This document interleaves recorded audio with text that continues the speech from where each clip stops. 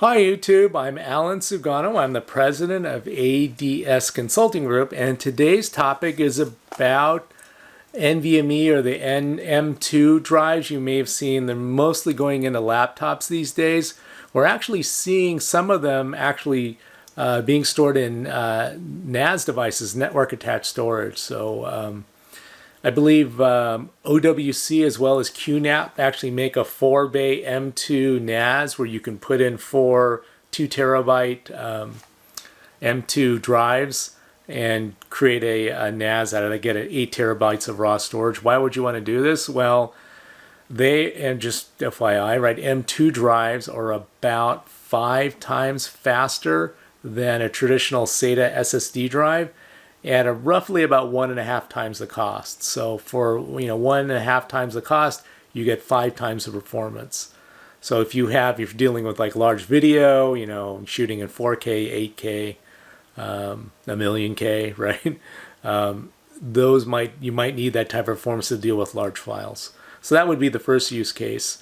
The other place we're seeing it is some NAS vendors like Synology are now, if not built into the unit, have like an expansion card that you can put into a unit that has like 2 M2 drive slots.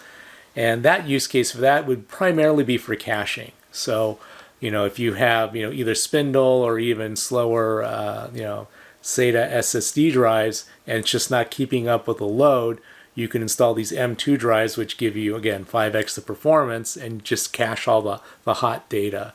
And those actually can improve your performance significantly. In terms of how much to use, we'll start off at around 10% or go higher.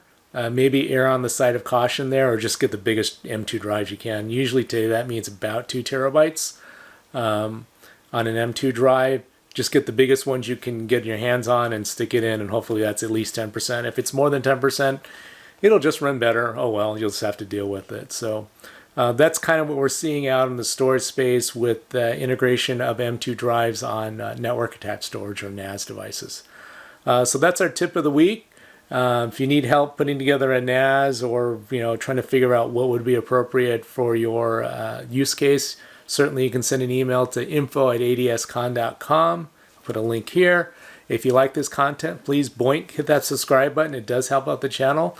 Thanks a lot for listening. Stay safe out there, and we'll talk to you soon.